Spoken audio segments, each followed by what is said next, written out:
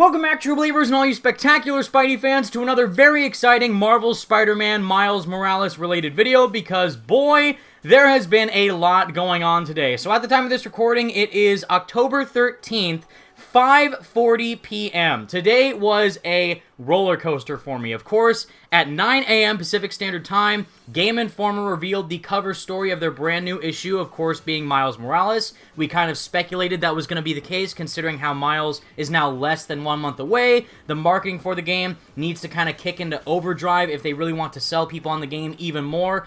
Even though us as hardcore Spider-Man fans, we're going to get it, but promoting more about the game, learning more about what's going to be incorporated into the overall world that Insomniac is building with the story, new gameplay mechanics with Miles, new combat system, new swinging mechanics, all sorts of great details, which I broke down in my latest 101 video. You can check that out if you haven't already. But after I finished editing all the news that was unveiled today from Game Informer's live coverage on their digital edition of the cover story, because the physical edition isn't out yet, they then decided to release, a couple hours after their main big unveiling post, a boss battle of Miles Morales and Peter Parker, apparently, fighting the Rhino, who is back. What we all theorize is that Rhino was in the first game, creeping up on Miles, going crazy, trying to hunt him down with no powers. And we thought, well, in Miles Morales, since he does have his powers, his own standalone game, you would think that they might bring him back to kind of put that full circle, kind of show how Miles can fight off against Rhino with powers now after not having them from the first game. And apparently, not only is he going to be doing that, he's also going to be doing that with Peter Parker. Insane. I haven't seen a single bit of this yet. I've just seen it on their Twitter page, discussing it, and on the website, the official Game Informer website, they kind of briefly break down what it is. So, exclusive first look at Spider-Man Miles Morales' first boss battle. Now, does that mean the first boss battle of the entire game, or just the first fight we get to see of the game? Because I think it would make sense if you fight Rhino at the very beginning of the game as Miles. I think that'd be cool, and then he goes and fights off the Tinkerer by himself. I don't know, I'm just speculating, but as it continues to say on the article, we're less than a month away from the release of Spider-Man Miles Morales, and to celebrate, we at Game Informer got to take an early look at the game and have some sweet new gameplay to share. In this clip, we find both Miles and Peter Parker squaring off against a familiar foe that fans of the franchise will be happy to see. Obviously, there are some early game spoilers here, so if you're looking to go in clean, you have been warned. If you can't get enough from these friendly neighborhood Spider-Men, be sure to check on our latest reveal for our cover story and this amazing screenshot gallery highlighting the beauty of this PlayStation 5 experience. Again, we already did that in my 101 video, or if you guys just check online, you've probably seen the screenshots already. They look gorgeous. It's insane. Insomniac are wizards. I don't know how they're able to do this for both the PS5 and PS4. I'm assuming this footage is going to be for the PS5, but I still think the PS4 version will look just as good, if not maybe on par with it. It's obviously not going to look better, but I don't think it's going to be like a terrible downgrade or anything. I still think it's going to look really, really well on PS4, but the PS5 is going to be interstellar in comparison. It's going to be out of this world insane gorgeous. But we do have the video. It's only a minute 30 in terms of length. I didn't react to the coverage trailer because it's just kind of what we expected. At least I was heavily speculative that we were going to get a Game Informer, and it just kind of showed some small clips of the swinging and combat in the tracksuit. Looked fantastic, but nothing really like, oh my god, to react about. But this, I have no idea what's going on. Peter's apparently in this. Still upset about it being Ben Jordan, not John Bubniak, underneath the mask. But I'm excited to see what's going on. Anyways, 3, 2, 1, go. Already, Peter's right there off the... Oh, wait! The 2016 shot off the wall with the web with Miles there. Oh my god. The city! Jesus. Holy crud. Wow. In the middle of the city, just like this, huh? They're both there! They're both there in the suit! Yuri! Oh! It hurts it's not John under there, though. Oh, they're together. Oh, that looks so cool. Oh, those are handcuffs. Okay, I was wondering what those red things were. It's the same voice, I think, too, of Rhino. Oh! Wow. Oh! Whoa! Holy smokes. Venom punch? Oh! Hey! Tell him, Miles. Wow. Is this the same area or are these different boss fights? Yeah, you're gonna charge with him? Oh my god. Yes, dude.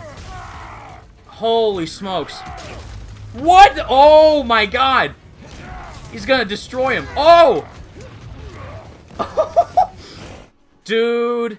No. More, please. Oh my god. Wow. Jeez Louise. That's insane.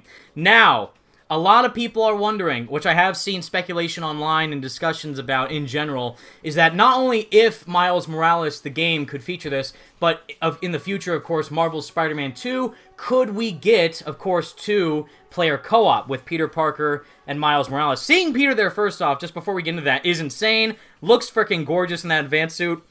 Rip to my boy, John Bubniak. Honestly, I'm still distraught over that. You guys don't even know. But, regardless about that, the co-op aspect.